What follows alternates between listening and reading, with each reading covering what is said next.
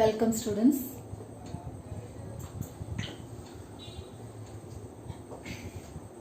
നമുക്ക് ഇനി പഠിക്കാനുള്ളത് force acting on a current carrying conductor when placed in a magnetic field. ഒരു magnetic ഫീൽഡിൽ വെച്ചിരിക്കുന്ന കറണ്ട് ക്യാരിങ് കണ്ടക്ടർ എക്സ്പീരിയൻസ് ചെയ്യുന്ന ഫോഴ്സിന്റെ എക്സ്പ്രഷൻ ആണ് നമുക്ക് പഠിക്കാനുള്ളത്. അപ്പോൾ ഇവിടെ ഒരു കറണ്ട് ക്യാരിങ് കണ്ടക്ടർ വെച്ചിരിക്കുന്നു. ഒരു യൂണിഫോം മാഗ്നറ്റിക് ഫീൽഡാണ്. നിങ്ങൾക്ക് ഇവിടെ കാണാം, പാരലൽ ലൈൻസ് ആണ് വരച്ചിരിക്കുന്നത്. അപ്പൊ യൂണിഫോം മാഗ്നറ്റിക് ഫീൽഡാണ് വെച്ചിരിക്കുന്നത്. അതില് ഒരു കണ്ടക്ടർ വെച്ചിരിക്കുന്നു. അതിന്റെ ലെങ്ത് എൽ ആണ്, ക്രോസ് സെക്ഷണൽ ഏരിയ എ ആണ്. ഇതിനകത്ത് ഇലക്ട്രോൺസ് ധാരാളം ഉണ്ട്. നിങ്ങൾ കറണ്ട് ഇലക്ട്രിസിറ്റിക്കകത്ത് ഡ്രിഫ്റ്റ് വെലോസിറ്റി പഠിച്ചതാണ്. കറണ്ടും ഡ്രിഫ്റ്റ് വെലോസിറ്റിയും തമ്മിലുള്ള റിലേഷനും പഠിച്ചതാണ്. അപ്പോൾ ഇതിനകത്ത് ധാരാളം ഫ്രീ ഇലക്ട്രോൺസ് ഇങ്ങനെ ഡ്രിഫ്റ്റ് ചെയ്തുകൊണ്ടേയിരിക്കുകയാണ്. ഈ ഡ്രിഫ്റ്റ് ചെയ്തുകൊണ്ടിരിക്കുന്ന ഇലക്ട്രോൺസ് ഒരു ഡയറക്ഷനിൽ ഫ്ലോ ചെയ്യുമ്പോൾ അതിന്റെ ഓപ്പോസിറ്റ് ഡയറക്ഷനിലാണ് കറണ്ട് ഉണ്ടാവുന്നത്.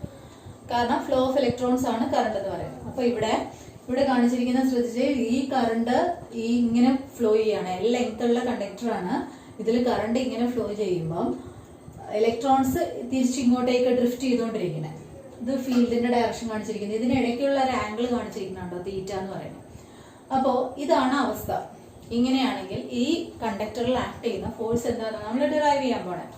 അതിന് വേണ്ടിയിട്ട് നമ്മൾ ആദ്യം ഈ ചാപ്റ്ററിൽ പഠിച്ച വേറൊരു ഫോഴ്സിന്റെ എക്സ്പ്രഷൻ ഉണ്ട്. എന്താ force? Force acting on A charge, moving charge placed in a magnetic field. ഒരു മാഗ്നറ്റിക് ഫീൽഡിൽ ചാർജ് മൂവ് ചെയ്ത് കയറുവാണെങ്കിൽ അതൊരു ഫോഴ്സ് എക്സ്പീരിയൻസ് ചെയ്യുമെന്ന് പറഞ്ഞു. അതിന്റെ പേര് മാഗ്നറ്റിക് ലോറൻസ് ഫോഴ്സ് എന്നായിരുന്നു. അതിന്റെ ഇക്വേഷൻ എന്തായിരുന്നു? F is equal to BQV sin theta. ആ Q എന്ന് പറഞ്ഞ ചാർജ് ആയിരുന്നല്ലോ. അപ്പൊ ഇവിടെ ഇലക്ട്രോൺസ് ആണ് ഉള്ളത്. ഇലക്ട്രോണിന്റെ ചാർജിനെ നമുക്ക് E എന്ന ലെറ്റർ കൊണ്ട് ഡിനോട്ട് ചെയ്യാം. അപ്പോ ഇവിടെ ഒരു ഇലക്ട്രോൺ എക്സ്പീരിയൻസ് ചെയ്യുന്ന ഫോഴ്സ് ആണ് ഈ എഴുതി വെച്ചിരിക്കുന്നത്, Q into V cross B. ഇലക്ട്രോണിന്റെ ചാർജിനെ E എന്ന് ഡിനോട്ട് ചെയ്താൽ നമുക്ക് അത് എങ്ങനെ എഴുതാം? E into V cross B എന്ന് എഴുതാം. എന്ന് പറഞ്ഞാൽ എങ്ങനെ എഴുതാം? V cross B എന്ന് പറഞ്ഞാൽ എന്താ? VB sin theta അല്ലേ. അപ്പൊ E into V into B sin theta എന്ന് എഴുതി. ഇത് ഒരു ഇലക്ട്രോൺ എക്സ്പീരിയൻസ് ചെയ്യുന്ന ഫോഴ്സ് ആണ്, മറക്കരുത്. ഇതിനകത്ത് ഒരു ഇലക്ട്രോൺ അല്ലല്ലോ ഉള്ളത്, നിറയെ ഇലക്ട്രോൺസ് ഉണ്ട്. അപ്പൊ നമ്മുടെ ഇൻട്രൊഡക്ഷനിൽ പറയുന്നുണ്ട് ഈ കണ്ടക്ടറിന്റെ നമ്പർ ഡെൻസിറ്റി N ആണ്. N എന്ന ലെറ്റർ എന്താ കാണിക്കുന്ന? Number density. എന്താ number density? Number of electrons per unit volume ആണ്. ഒരു യൂണിറ്റ് വോളിയത്തിലുള്ള ഇലക്ട്രോൺസിന്റെ എണ്ണമാണ് N എന്ന് പറയുന്നത്. അപ്പൊ ടോട്ടൽ നമ്പർ ഓഫ് ഇലക്ട്രോൺസിനെ എങ്ങനെ കിട്ടും? യൂണിറ്റ് വോളിയത്തിലുള്ള ഇലക്ട്രോൺസിന്റെ എണ്ണത്തിനെ ടോട്ടൽ വോളിയം കൊണ്ട് മൾട്ടിപ്ലൈ ചെയ്താൽ, അതായത് N ഇൻറ്റു വോളിയം ചെയ്ത് കഴിഞ്ഞാൽ നമുക്ക് എന്ത് കിട്ടും? ടോട്ടൽ ഇലക്ട്രോൺസിന്റെ എണ്ണം കിട്ടും. ഇപ്പൊ വോളിയം, ഇതൊരു സിലിണ്ടറിക്കൽ കണ്ടക്ടിങ് വയർ ആണെങ്കിൽ എന്തായിരിക്കും അതിന്റെ വോളിയം? ഇത് ക്രോസ് സെക്ഷണൽ ഏരിയ എയും ഇത് ലെങ്ത് എല്ലും ആണെങ്കിൽ A ഇൻറ്റു എൽ ആണല്ലോ വോളിയം.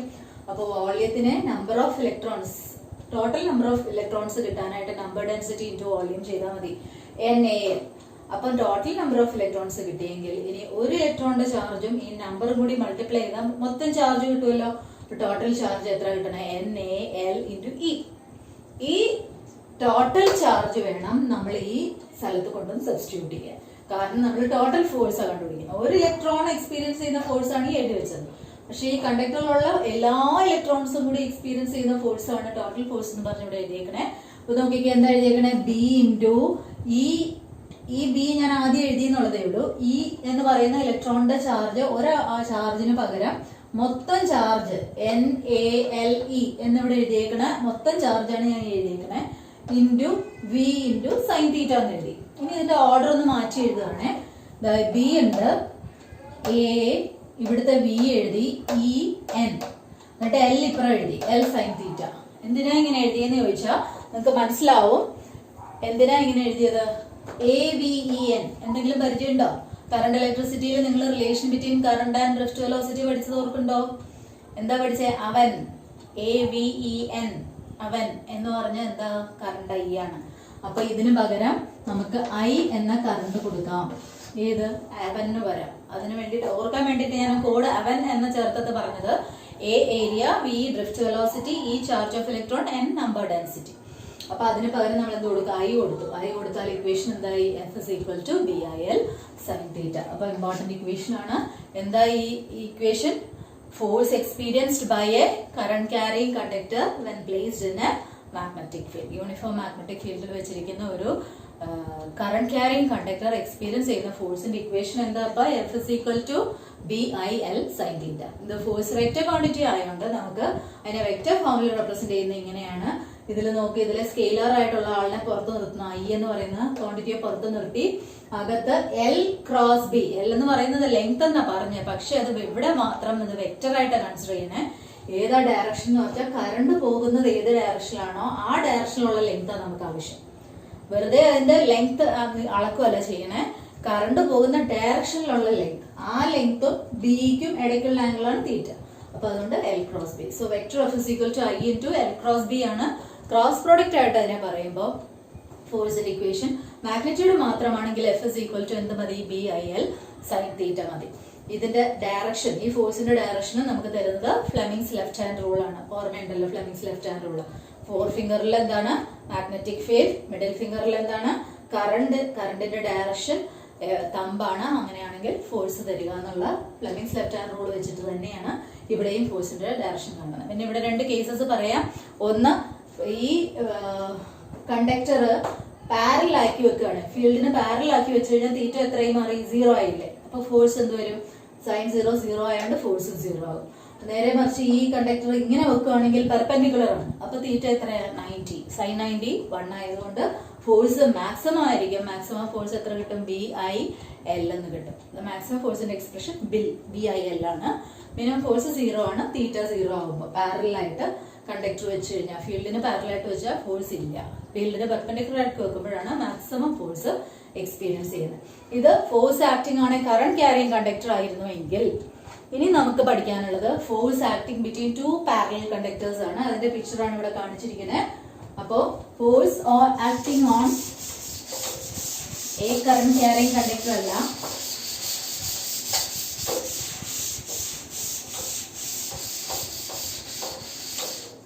രണ്ട് പാരലൽ കണ്ടക്ടേഴ്സിന് ഇടയ്ക്കുള്ള ഫോഴ്സ് ആണ് നമ്മൾ ഇനി ഡിറൈവ് ചെയ്യാൻ പോകുന്നത്. പാരലൽ കണ്ടക്ടേഴ്സ് നോക്കിക്കേ, I1 എന്ന കറണ്ട് I2 എന്ന് പറയുന്ന കറണ്ടും ഫസ്റ്റ് കണ്ടക്ടർ സെക്കൻഡ് കണ്ടക്ടറിലൂടെ കടന്നു പോകുന്നു. ഇതിനിടയ്ക്ക് ഡിസ്റ്റൻസ് R ഉണ്ട്. ഇതിന് രണ്ട് ഫീൽഡ് ഞാൻ മാർക്ക് ചെയ്തിട്ടുണ്ട്. അതിനെന്താ കാര്യം എന്ന് വെച്ചാൽ നമ്മൾ നേരത്തെ പഠിച്ച കുറച്ച് കാര്യങ്ങൾ ഇവിടെ ഓർത്തിരിക്കണം. എന്താന്ന് വെച്ചാൽ ഒരു ആംബിയർ സർക്യൂട്ടിലൂടെ ഫസ്റ്റ് ആപ്ലിക്കേഷനിൽ പഠിച്ച ഒരു കാര്യമുണ്ട്. നമ്മൾ magnetic field produced by infinitely long straight wire. എന്തായിരുന്നു expression? B is equal to mu 0 by 4 pi 2I by R എന്ന എക്സ്പ്രഷൻ. പിന്നെ നമുക്ക് വേണ്ടത് ഇപ്പൊ നമ്മൾ പഠിച്ച force experienced by a current carrying conductor when placed in magnetic field. ഏതാ? F is equal to BIL sin theta. അത് perpendicular ആയിട്ടാണ് വെച്ചിരിക്കുന്നതെങ്കിൽ മാക്സിമം ഫോഴ്സ് BIL. അപ്പൊ ആ എക്സ്പ്രഷൻ നമ്മൾ ഡിറൈവ് ചെയ്യാൻ പോവാണ്. ആദ്യം നമുക്ക് സെക്കൻഡ് കണ്ടക്ടറിന്റെ കേസ് എടുക്കാം. F21 എന്നാണ് ഫോഴ്സ് ചെയ്തേക്കുന്നത്. F21 എന്ന് പറഞ്ഞാൽ വേറൊന്നുമല്ല, force acting on the second conductor due to the field produced by the first conductor. അപ്പൊ ആ എക്സ്പ്രഷൻ എഴുതണം. ഇനി സെക്കൻഡ് കണ്ടക്ടറിലുള്ള ഫോഴ്സ് ആണല്ലോ നമ്മൾ എഴുതാൻ പോണേ. BIL sin theta ആണ് എക്സ്പ്രഷൻ എന്നറിയാം. BIL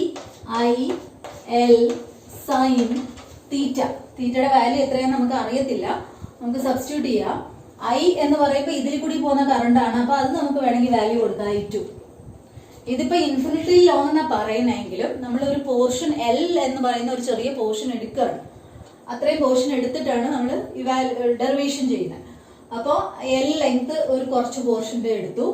B എന്ന് പറയുന്ന ഫീൽഡ് അത് എന്ത് കൊടുക്കും നോക്കിക്കേ. ഞാനിവിടെ എഴുതിയേക്കുന്ന B1 എന്നാ. അത് എന്തുകൊണ്ടാണെന്ന് നമുക്ക് മനസ്സിലായോ? എന്താന്ന് വെച്ചാല് ഇതാണ് കറന്റ് ക്യാരിങ് സ്ട്രേറ്റ് വയർ എന്ന് വെച്ചോ. ഈ I1 കറണ്ട് കടന്നു പോകുന്ന ഫസ്റ്റ് കണ്ടക്ടർ ആണെന്ന് വെച്ചോ. ഇത് ഉണ്ടാക്കുന്ന ഫീൽഡ് ഏത് റൂൾ വെച്ചാൽ കിട്ടുന്നത്? റൈറ്റ് ഹാൻഡ് തമ്പ് റൂൾ അല്ലേ? ഇങ്ങനല്ലേ റൈറ്റ് ഹാൻഡ് തമ്പ് റൂള്? അപ്പൊ നോക്കൂ, മാഗ്നറ്റിക് ഫീൽഡ് ലൈൻസ് എന്റെ കേൾഡ് ഫിംഗേഴ്സിന്റെ കൂട്ടത്തിൽ ഇരിക്കുകയാണ്. മാഗ്നറ്റിക് ഫീൽഡ് ലൈനിന്റെ ഡയറക്ഷൻ എങ്ങനെ വരും? ഇങ്ങനല്ലേ വരിക. ഇങ്ങനെ വരുമ്പോ ഇങ്ങനെ ഇരിക്കുന്ന കേസില് ഇതാണ് മാഗ്നറ്റിക് ഫീൽഡിന്റെ ഡയറക്ഷൻ. അപ്പൊ ഈ സ്ട്രെയിറ്റ് കണ്ടക്ടറിന്റെ ഈ ഡയറക്ഷനിലാണ് മാഗ്നറ്റിക് ഫീൽഡ്സ് വരിക, ആന്റി ക്ലോക്ക് വൈസ് ഡയറക്ഷൻ. ഇവിടെ വരുമ്പോ ഇത് അകത്തേക്കല്ലേ ഇരിക്കണം. ഈ എൻഡില് കണ്ടക്ടറിന്റെ റൈറ്റ് സൈഡിലാണെങ്കിൽ ഇത് അകത്തേക്കാണ്. കണ്ടക്ടറിന്റെ ലെഫ്റ്റ് സൈഡ് വരുമ്പോ നോക്കിക്കേ, ഇത് പുറത്തേക്കാണ്. അപ്പൊ ഈ പോയിന്റ് ഒന്ന് മനസ്സിൽ വെച്ചേക്കണേ. ഇത് വെച്ചാൽ നമുക്ക് ആ ഡയറക്ഷൻ മനസ്സിലാവുള്ളൂ. കണ്ടക്ടറിന്റെ റൈറ്റ് സൈഡിലാണെങ്കിൽ അകത്തേക്ക് വരുന്നുണ്ട്.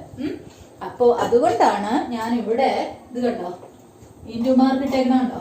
ഇൻറ്റു മാർക്ക് ഇട്ടേക്കുന്നതിന്റെ അർത്ഥം ഇവിടെ ഫീൽഡ് അകത്തേക്കാണ്. മാഗ്നറ്റിക് ഫീൽഡ് പെർപെൻഡിക്കുലർ ആണെങ്കിൽ റെപ്രസെന്റ് ചെയ്യുന്ന രീതി നേരത്തെ നമ്മൾ പഠിച്ചതാണ്. ഇൻറ്റു മാർക്ക് ഇട്ട ഇൻറ്റു ദ പേപ്പർ, ഡോട്ട് ഇട്ട ഔട്ട്വേർഡ് ഫ്രം ദ പേപ്പർ, പുറത്തേക്കാണെന്ന്. അപ്പൊ ഇവിടെ ഇൻറ്റു ഇട്ടേക്കുന്നതിന് കാരണം ഇയാൾ ഉണ്ടാക്കുന്ന ഫീൽഡാണ് ഈ B1 എന്ന് പറയുന്നത്. അതിന്റെ ഡയറക്ഷൻ ഇവിടെ അകത്തേക്കാണ്. അപ്പൊ അങ്ങനെയാണെങ്കിൽ നോക്കിക്കേ, B1ന്റെ ഡയറക്ഷൻ അകത്തേക്ക്, കറണ്ട് എലമെന്റ് കറണ്ട് പോകുന്ന ഡയറക്ഷൻ മുകളിലേക്ക്. ഞാൻ ഫ്ലെമിങ്സ് ലെഫ്റ്റ് ഹാൻഡ് റൂൾ ഉപയോഗിക്കുകയാണെങ്കിൽ ഇങ്ങനല്ലേ ഡയറക്ഷൻ വരുന്നത് അല്ലെ? 4 finger in the direction of field, middle finger in the direction of current. അങ്ങനെയാണെങ്കിൽ ഫോഴ്സിന്റെ ഡയറക്ഷൻ ഇതാണ്, F21 ഇങ്ങോട്ടാണ് വരുന്നത്. അപ്പൊ ഈ B1 എന്ന് പറയുന്ന ഫീൽഡ് പെർപെൻഡിക്കുലർ ആണ്. അത് പറയാനാണ് തുടങ്ങിയത്. പെർപെൻഡിക്കുലർ ആണെങ്കിൽ നമുക്ക് L ക്രോസ് B, തൊട്ട് മുമ്പ് നമ്മൾ ഡിറൈവ് ചെയ്ത എക്സ്പ്രഷൻ എന്തായിരുന്നു? F is equal to I into L cross B. എല്ലിനും ബിക്കും ഇടയ്ക്കുള്ള ആംഗിൾ ആണ് തീറ്റ. അപ്പൊ L എന്ന് പറയുന്നത് ഈ ഡയറക്ഷനിലും B എന്ന് പറയുന്നത് പെർപെൻഡിക്കുലർ ആയിട്ട് വരിക. ഇതാ ഇങ്ങനെ. അപ്പൊ നോക്കിക്കേ, ആംഗിൾ എത്രയാ? 90 അല്ലേ? അപ്പൊ ഇവിടെ sin 90 കൊടുക്കാമല്ലോ.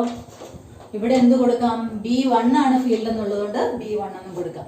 അപ്പൊ sin 90 1 ആണ്. ഇനി B1ന്റെ വാല്യൂ വേണ്ടത്. B1ന്റെ വാല്യൂ നേരത്തെ നമ്മൾ പഠിച്ച μ0/4π 2I/R എന്ന എക്സ്പ്രഷൻ പഠിച്ചു.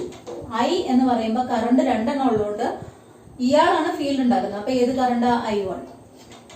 ആ വാല്യൂ ഇവിടെ കൊണ്ട് കൊടുത്താൽ മതി. എന്ത് കിട്ടും എക്സ്പ്രഷൻ? μ0/4π 2I1/R, പിന്നെ ഇത് into I2 into L into sin 90. sin 90 1 ആണ്, അത് ഇടേണ്ട കാര്യമില്ല. അടുത്തതുപോലെ F21/L എന്നുവെച്ചാൽ എല്ലിനെ ഇപ്പുറം കൊണ്ടുവരുന്നു. ഫോഴ്സ് പെർ യൂണിറ്റ് ലെങ്ത് കാണുകയാണെങ്കിൽ നമുക്ക് എന്ത് കിട്ടും? μ0/4π 2I1I2/R എന്ന് കിട്ടും. ഇതാണ് force per unit length on the second conductor. ഇതേപോലെ തന്നെ നമുക്ക് force per unit length on first കണ്ടക്ടറും കണ്ടുപിടിക്കാം. Same thing. എന്താ വ്യത്യാസം? ഫസ്റ്റ് കണ്ടക്ടർ ആവുമ്പോൾ അയാൾ ഇരിക്കുന്നത് ഇയാള് സെക്കൻഡ് കണ്ടക്ടർ ഉണ്ടാക്കിയ ഫീൽഡിൽ B2ല. അപ്പൊ നമുക്ക് എക്സ്പ്രഷൻ എഴുതാം. F12 is equal to, what is F12? Force on the first conductor which is placed in the field produced by the second conductor. അപ്പൊ F12 is equal to, ഇവിടെ എന്ത് എഴുതും? B2, കറണ്ട് എന്താ? I1 L sin 90. B1ന്റെ B2ന്റെ വാല്യൂ എന്ത് വരും? B1ന്റെ value μ0/4π 2I1/R ആണെങ്കിൽ B2ന്റെ value μ0/4π 2I2/R into I1 into L എന്ന് വരും. അത് F12/L എടുത്താലോ? ഇതല്ലേ കിട്ടുക? μ0/4π 2I2I1/R. ഈ രണ്ട് ഇക്വേഷൻസും കൂടി ഒന്ന് കമ്പയർ ചെയ്ത് നോക്കിക്കേ. F12/L-ഉം F21/L-ഉം രണ്ടും ഒന്നല്ലേ? ഇവിടെ I1 I2 എന്ന് വന്നു, ഇവിടെ I2 I1 വന്നു. രണ്ടും മാഗ്നിറ്റ്യൂഡ് സെയിം അല്ലേ? രണ്ടിന്റെയും മാഗ്നിറ്റ്യൂഡ് സെയിം ആണ്. അപ്പൊ നമുക്ക് അവിടെ നിന്ന് ഒരു കൺക്ലൂഷൻ എത്താം. F12 is equal to F21 എന്ന് പറയാം. പക്ഷേ ഫോഴ്സ് ആയതുകൊണ്ട് നമുക്ക് ഡയറക്ഷനൂടെ കൺസിഡർ ചെയ്തേ പറ്റുള്ളൂ. നേരത്തെ ഒരെണ്ണം ഞാൻ അപ്ലൈ ചെയ്തിട്ട് കാണിച്ചു തന്നു, ഫോഴ്സിന്റെ ഡയറക്ഷൻ ഇങ്ങോട്ടാ വരണേന്ന്. ഇനി ഇതിലെ ഫോഴ്സിന്റെ ഡയറക്ഷൻ ഇങ്ങോട്ട് വരും. ഇവിടെ നോക്ക്, ഫീൽഡിന്റെ ഡയറക്ഷൻ ഇങ്ങോട്ടാ, മുമ്പിലേക്കാണെന്നാ പറഞ്ഞു. കറണ്ട് ഫ്ലോ ചെയ്യുന്നത് അപ്വേർഡ് ഡയറക്ഷനിൽ തന്നെയാണ്. അപ്പൊ ഞാൻ എന്താ ഇങ്ങനെ വെക്കുകയാണെ, ഫീൽഡിന്റെ ഡയറക്ഷൻ മുമ്പിലേക്ക്, കറണ്ട് ഫ്ലോ ചെയ്യുന്ന അപ്വേർഡ്, ഫോഴ്സിന്റെ ഡയറക്ഷൻ വന്നിരിക്കുന്നത് കണ്ടോ? റൈറ്റിലേക്ക്. അതാണ് ഇവിടെ കാണിച്ചിരിക്കുന്നത്. F12ന്റെ ഡയറക്ഷൻ ഇങ്ങനെയാണ്. അപ്പൊ F1 ഇങ്ങോട്ടും F21 ഇങ്ങോട്ടും, രണ്ടും മാഗ്നിറ്റ്യൂഡ് തുല്യമാണ്, പക്ഷെ ഡയറക്ഷനോ ഓപ്പോസിറ്റ് ആണ്. അതുകൊണ്ടാണ് ഇങ്ങനെ എഴുതിയേക്കുന്നത്. F12 is equal to minus F21. ഇത് ഈ ഇക്വേഷൻ കണ്ടിട്ട് നിങ്ങൾക്ക് ലാസ്റ്റ് ഇയർ പഠിച്ച ഏതെങ്കിലും ഇക്വേഷൻ ഓർമ്മ വരുന്നുണ്ടോ? റിലേറ്റ് ചെയ്യാൻ പറ്റുന്നുണ്ടോ? ഏതാണ്? Equal forces but acting in opposite direction on two different bodies. Therefore, action and reaction are equal and opposite, but they don't cancel because they are acting on two different bodies. ഏതാ? Newton's third law. അപ്പൊ Newton's third law നമുക്ക് deduce ചെയ്യാനും സാധിക്കും ഇങ്ങനെ പറഞ്ഞു കഴിഞ്ഞാൽ. ഇനി ഇതിനകത്ത് അഡീഷണൽ ആയിട്ട് 1-2 ക്വസ്റ്റ്യൻസ് ചോദിക്കാറുള്ളത്. ഒന്ന്, ഡിഫൈൻ 1 ആംപിയർ എന്ന് പറഞ്ഞൊരു ക്വസ്റ്റ്യൻ ഉണ്ട്. 1 ആംപിയറിനെ എങ്ങനെ നമുക്ക് ഡിഫൈൻ ചെയ്യാം? ഈ ഇക്വേഷൻ, അപ്പൊ ഫോഴ്സ് പെർ യൂണിറ്റ് ലെങ്തിന്റെ ഇക്വേഷൻ എഴുതാൻ ചോദിക്കാറുണ്ട്. ഫോഴ്സ് പെർ യൂണിറ്റ് ലെങ്ത് ചോദിച്ചാൽ എന്താ ഇക്വേഷൻ? μ0/4π 2I1I2/R. ഇത്ര എഴുതിയാൽ മതി, ഫോഴ്സ് പെർ യൂണിറ്റ് ലെങ്ത്. അപ്പൊ രണ്ട് കറണ്ടും അവയ്ക്കിടയിലുള്ള ഡിസ്റ്റൻസ് തന്നിട്ടാണ് നമുക്ക് ഫോഴ്സ് പെർ യൂണിറ്റ് ലെങ്ത് കാണാം. ഫോഴ്സ് പെർ യൂണിറ്റ് ലെങ്ത് ഉണ്ടെങ്കിൽ നമുക്ക് എങ്ങനെ ഡെഫിനിഷൻ ഫോർ 1 ആംപിയർ പറയാം എന്ന് പറയാം. I1 is equal to I2 is equal to 1 ampere ആണെങ്കിൽ ഡിസ്റ്റൻസ് 1 മീറ്റർ ആണെങ്കിൽ ഇവർക്കിടയിലുള്ള ഡിസ്റ്റൻസ് 1 മീറ്റർ. അപ്പൊ ഇത് 1 ഇത് 1 ഇത് 1, പിന്നെ ബാക്കി എന്താ മ്യൂസിറോ. മ്യൂസിറോന്റെ വാല്യൂ എത്രയാ? 4.10⁻⁷ അല്ലേ? അത് ഇട്ട് കൊടുക്കുമ്പോൾ 4π വെട്ടി പോകും. ബാക്കി വരുന്നത് 2 ഇൻറ്റു ഫോഴ്സ് പെർ യൂണിറ്റ് ലെങ്തിന് നമുക്ക് കിട്ടാൻ പോണേ 2 ഇൻറ്റു 10⁻⁻7 ന്യൂട്ടൺ പെർ മീറ്റർ എന്ന വാല്യൂ ആണ്. എപ്പോ ഐക്ക് 1 ആംപിയർ എന്നും കൊടുത്തു, അവർക്കിടയിലുള്ള ഡിസ്റ്റൻസ് 1 മീറ്ററും ആയാൽ force per unit length 2 into 10⁻⁻7 newton per metre വരും. ഇത് വെച്ചിട്ട് ഡെഫിനേഷൻ പറയണം. ഒരു വലിയ സെന്റൻസ് ആണ് ഡെഫിനേഷൻ. ബൈ ഹാർട്ട് ചെയ്യാതെ മനസ്സിലാക്കി പഠിച്ചു കഴിഞ്ഞാൽ നമുക്ക് ഓർത്തിരുന്ന് തെറ്റാണ്ട് എഴുതാൻ പറ്റും. അപ്പൊ എന്താ ഡെഫിനേഷൻ ഞാൻ ആദ്യം മലയാളത്തിൽ പറയാം. എന്താണ് ഏത് ഫോഴ്സ്, ഏതൊരു കറണ്ടിനെയാണ് 1 ആംപിയർ എന്ന് വിളിക്കുന്നത്? ഏത് കറണ്ട് ആണോ രണ്ട് പാരലൽ കണ്ടക്ടേഴ്സിലൂടെ 1 മീറ്റർ അകലത്തിൽ വെച്ചിരിക്കുന്ന, 1 മീറ്റർ അകലത്ത് ഈ ഫ്രീ സ്പേസിൽ വെച്ചിരിക്കുന്ന രണ്ട് പാരലൽ കണ്ടക്ടേഴ്സിലൂടെ ഈ കറണ്ട് കടന്നു പോകുമ്പോൾ force per unit length 2 into 10⁻⁻7 തരുന്നുണ്ടെങ്കിൽ ആ കറണ്ടിനെ വിളിക്കുന്ന പേരാണ് ഇത് 1 ആംപിയർ. അപ്പൊ ഡെഫിനിഷൻ ഞാൻ റിപ്പീറ്റ് ചെയ്യാം ഇംഗ്ലീഷിൽ. What is 1 ampere? It is that current which when flows through two infinitely long straight conductors, straight parallel conductors placed 1 meter apart in free space, experiencing a force per unit length of 2 into 10⁻⁻7 Newton per meter. This is the definition for 1 ampere. അപ്പൊ ഈ ക്വസ്റ്റ്യനോട് അനുബന്ധിച്ച് നിങ്ങളോട് definition of 1 ampere ചോദിച്ചാൽ ഈ definition തന്നെ ഈ ഇക്വേഷന്റെ ബേസിസിൽ വേണം എഴുതാനായിട്ട്. ഇനി ഇതുമായിട്ട് റിലേറ്റ് ചെയ്ത് വേറൊരു പോയിന്റ് എന്ന് പറഞ്ഞാൽ, നമ്മളിപ്പോ കണ്ടു രണ്ട് പാരലൽ കണ്ടക്ടേഴ്സിലും കറണ്ട് ഒരേ ഡയറക്ഷനിൽ പോയി കഴിഞ്ഞപ്പോൾ രണ്ട് ഫോഴ്സും ഇങ്ങനെ ആക്ട് ചെയ്യുന്നത് ടുവേർഡ്സ് ഈച്ച് അതർ ആണ്. അപ്പൊ എന്ത് പറ്റും? തമ്മിൽ force towards each other act ചെയ്താൽ കുറച്ച് കഴിയുമ്പോൾ ഇവർ അടുത്തടുത്ത് വരാനുള്ള ചാൻസ് ഉണ്ട്. So after some time what happens? They come closer to each other. Similarly, if the current are in the opposite direction, what would happen? Force will also be in the opposite direction away from each other, and after some time what happens? They go far away from each other. അപ്പോൾ current രണ്ടും ഒരേ ഡയറക്ഷനിലാണെങ്കിൽ കുറച്ച് കഴിയുമ്പോൾ അടുത്ത് വരികയും current രണ്ടും opposite ഡയറക്ഷനിലാണെങ്കിൽ കുറച്ച് കഴിയുമ്പോൾ അകന്നു പോകാനും ഉള്ള ചാൻസ് ഉണ്ട്. അപ്പൊ അങ്ങനെയും ക്വസ്റ്റ്യൻ വന്നാൽ ഇതുമായിട്ട് ബന്ധപ്പെടുത്തി നിങ്ങൾക്ക് ആൻസർ ചെയ്യാനായിട്ട് സാധിക്കണം. ഇത്രയും കാര്യങ്ങളാണ് ഈ ഒരു സെക്ഷനിൽ പറയാനുള്ളത്. അപ്പൊ ഫോഴ്സ് ആക്ടിങ് ആണ് നമ്മളിപ്പോ കണ്ടത്. Force acting on straight conductor കണ്ടു, F is equal to BIL sin theta. Force between two parallel conductors derive ചെയ്തു. രണ്ടും ഈക്വൽ ഫോഴ്സ് ആണ് എക്സ്പീരിയൻസ് ചെയ്യുന്നതെന്ന് മനസ്സിലാക്കി. ഫോഴ്സ് പെർ യൂണിറ്റ് ലെങ്തിന്റെ ഇക്വേഷൻ കണ്ടുപിടിച്ചു. അതെന്താണ്? μ0/4π 2 I1 I2 by R.